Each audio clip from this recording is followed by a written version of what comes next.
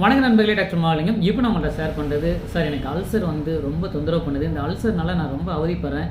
எவ்வளோ மாத்திரை மருந்துகள் சாப்பிட்டாலும் எனக்கு அது சரியாக மாட்டேங்குது. திருப்பி அந்த வயிற்று புண்ணு வந்து என்னை ரொம்ப தொந்தரவுக்குள்ளாக்குதுன்னு சொல்கிற நிறைய நண்பர்களை நான் பார்த்துருக்கேன். அவங்களுக்கெல்லாம் இந்த அல்சர் வராமல் இருக்கிறதுக்கான சில வழிமுறைகள் சொன்னால் அதை ஃபாலோ பண்ணி பாருங்கள், கண்டிப்பாக நல்லாயிருக்கும்.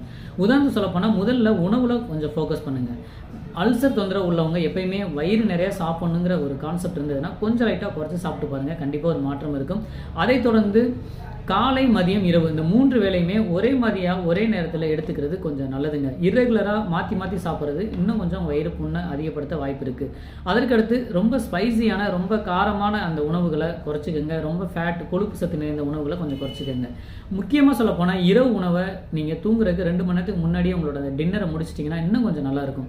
அதற்கடுத்து இந்த டீ, காஃபி குடிக்கிறத முடிஞ்சளவு குறைச்சிக்கோங்க, ரொம்ப நல்லது. சாக்லேட் சாப்பிட்றது, சிட்ரஸ் ரிலேட்டடான ஃப்ரூட்ஸை நீங்கள் எடுத்துக்கிறது கொஞ்சம் குறைச்சி சாப்பிட்டுக்கோங்க, இன்னும் கொஞ்சம் கட்டோட ஆரோக்கியத்தை மேம்படுத்த முடியும்.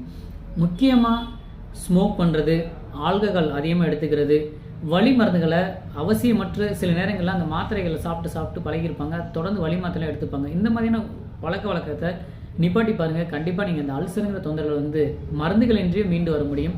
வாழ்வியல் முறை மாற்றினாலே சரி செய்ய முடியும். பயன்படுத்தி பயன்பெறுங்கள். நன்றி நண்பர்களே.